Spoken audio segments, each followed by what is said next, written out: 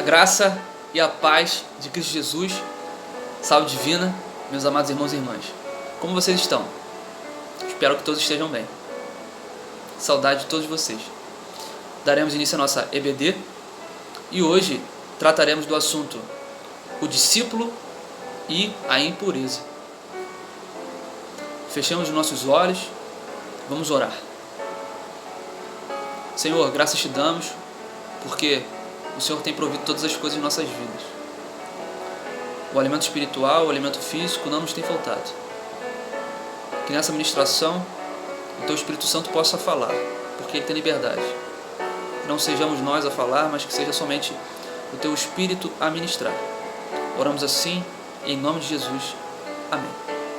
Bom, esse assunto ele é de extrema importância para a vida da igreja, para a vida sua e para mim. Todo aquele que nele tem esta esperança, purifica-se a si mesmo, assim como ele é puro. Primeira Epístola de João, capítulo 3, versículo 3. A vida cristã exige constante vigilância, perseverança e santidade do discípulo em sua caminhada à Nova Jerusalém, em sua caminhada às regiões celestiais. Nós somos cidadãos do céu. Esse é o nosso fim. Esse é o fim que nos espera. Essa é a nossa esperança, uma viva esperança, porque nós sabemos em que nós temos crido. Lá onde só os puros habitarão é o nosso destino, como está no final da Bíblia. Apocalipse capítulo 21, versículo 27 diz assim: nele jamais entrará algum impuro, nem ninguém que pratica o que é vergonhoso ou enganoso, mas unicamente aqueles cujos nomes estão escritos no livro da vida do Cordeiro. O Cordeiro nos purificou de todo pecado. E o seu Espírito, o Espírito de Cristo, nos santifica, nos purifica e nos orienta a sermos puros, santos, separados, todos os dias. A Escritura ainda declara, né? Mas a vereda dos justos é como a luz da aurora, que vai brilhando mais e mais até ser dia perfeito, como está escrito em Provérbios, capítulo 4, versículo 18. Ao aceitarmos Jesus como o nosso único e suficiente Salvador, iniciamos uma nova jornada para irmos morar no céu, nas moradas celestiais que o próprio Cristo preparou, como está descrito no Evangelho de João. Passo a passo, o Espírito Santo nos ajuda nessa vereda a palmilhar esse glorioso, difícil e estreito caminho. É verdade, o da renúncia completa de si mesmo, através da purificação contínua do Espírito, da alma e do corpo, de todo o nosso ser, de toda a nossa composição, para que alcancemos a perfeição em Cristo Jesus. Porém, somente é possível alcançarmos esta purificação, esta perfeição, pelo Espírito Santo, que nos foi dado, que foi imputado em nós, pela justiça de Deus. Bom, nesta aula, conheceremos qual é o maior obstáculo à nossa santificação, a santificação do cristão, a impureza. Bom, os dicionários trazem a definição do termo impureza como sujeira, contaminação, imundícia, pecaminosidade, mácula e assim por diante. Logo, o que se encontra em estado de impureza está o impuro, imundo, contaminado, sujo, né? Imoral, obsceno e etc. O povo de Israel ele foi chamado para ser separado, para ser santo. Aliás, o termo santo tão somente significa separado. O Antigo Testamento ele dá bastante enfoque à impureza no seu sentido físico e moral. Por exemplo, os povos pagãos eram considerados impuros porque não conheciam os preceitos dos hebreus, no que se refere aos alimentos, aos utensílios domésticos e à limpeza destinada a eles, e assim por diante. Eram considerados impuros também os leprosos e todo aquele que tocasse em cadáver humano ou de animal. Além disso, aquele que tivesse fluxo sanguíneo ou purulento também era considerado impuro. Por exemplo, a mulher, durante a menstruação, né? E após o parto. Por exemplo, se fosse de menino, ela ficava 40 dias no estado de impureza. Se fosse de menina, ela ficava 80 dias. Isso está registrado em Levítico, capítulo 11, 12, 13 e 15. Mas aí você deve estar se perguntando, né? Por que dessa cerimônia toda de purificação a qual o povo hebreu tinha que ser submetido? Consideremos, né? Israel havia sido escolhido por Deus para ser um povo santo, separado dos povos pagãos, entre os quais habitava, né? Estes povos, os povos pagãos, praticavam toda sorte de moralidade e cultuavam a várias divindades obscenas, que na verdade eram demônios, né? Não faziam distinção entre aquilo que era puro e impuro. Eles viviam nas trevas, na ignorância do pecado. Bom, todavia, o Senhor, desde o pecado de Adão, desde a queda do homem, lá no Éden, Ele prometeu a redenção da humanidade através da semente da mulher, através da descendência da mulher, que pisaria, que esmagaria a cabeça da serpente. Como consta em Gênesis capítulo 3, versículo 15.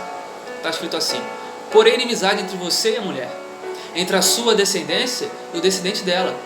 Este lhe ferirá a cabeça e você lhe ferirá o calcanhar. Inclusive, esta é o cerne, né? Esta é o cerne, né?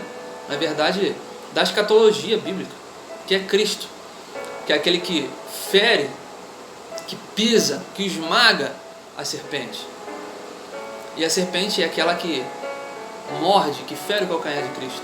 Porém, esta alusão que podemos fazer, vamos lembrar um pouco daquilo que Jesus fez por nós, do seu sacrifício. O diabo, ele tentou Jesus de diversas formas. Ele tentou prejudicar os planos de Cristo de diversas formas. Porém, ele foi derrotado, vencido na cruz. Quando a morte de Cristo trouxe vida para nós, e vida em abundância, trouxe abundância de graça. A morte não teve competência, não teve capacidade de conter Cristo, de reter Cristo. Cristo, então, ele ressuscita, a fim de que ele seja o primogênito entre muitos irmãos. E nós ressuscitaremos também, como Cristo ressuscitou.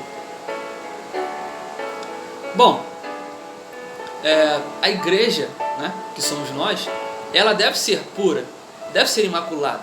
Assim como Israel foi. Israel foi chamado para ser puro, santo, imaculado. O povo foi chamado para ser exatamente isso. Inclusive, a impureza é um obstáculo à santidade do homem e promove a separação entre Deus e o homem. Nós percebemos isso ao olharmos para a queda. E também em Isaías 59, versículo 2, no que diz assim: mas as suas maldades separaram vocês do seu Deus, os seus pecados esconderam de vocês o rosto dele, e por isso ele não os ouvirá. Em Efésios capítulo 5, versículos 25 a 27, diz assim: maridos, amem suas mulheres, como Cristo amou a igreja e entregou-se a si mesmo por ela, para santificá-la.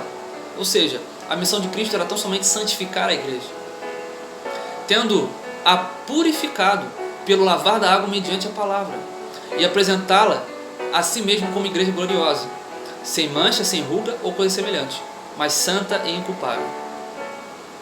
Os membros da igreja não podem contaminar-se com as práticas impuras do mundo e do príncipe deste mundo vindouro, deste mundo presente, que é o diabo, a antiga serpente, que foram julgados e condenados pela morte expiatória de Cristo. Bom, o cristão, ele não é obrigado a cumprir os rituais da purificação dos hebreus, porque o sacrifício já foi feito. O sacrifício é definitivo, é único. Nós já estamos purificados pelo sangue de Jesus, pelo nome de Jesus, pela obra de Cristo, por tudo aquilo que Ele fez por nós, simplesmente porque Ele nos amou primeiro, simplesmente por amor.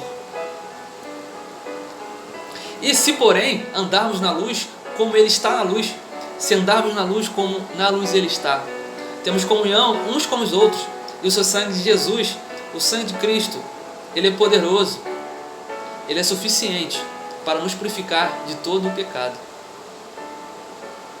E de Jesus Cristo, que é a testemunha fiel, o primogênito dentre os mortos e o soberano dos reis da terra. Ele que nos ama e nos libertou dos nossos pecados por meio do seu sangue. Bom, Cristo Jesus fez a obra perfeita. Só que essa obra é definitiva. Não é necessário mais fazermos rituais de sacrifício, porque o único sacrifício foi feito. Foi definitivo e é suficiente para nos purificar de todo o pecado, de toda a impureza.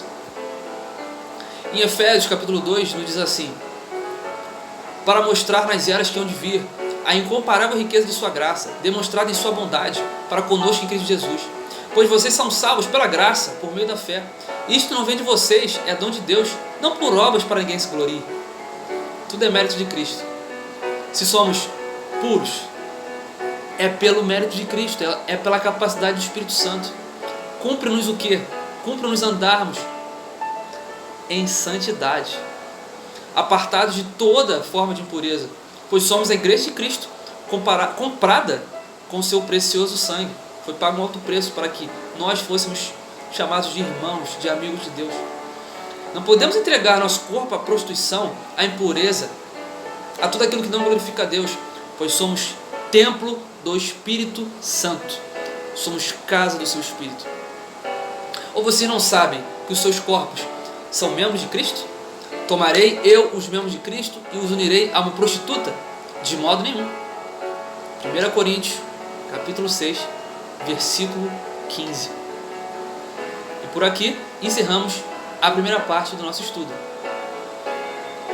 Fiquem com Deus e até a próxima. Graça e a paz de Cristo Jesus. Amo muito vocês. Aleluia. Glória a Deus.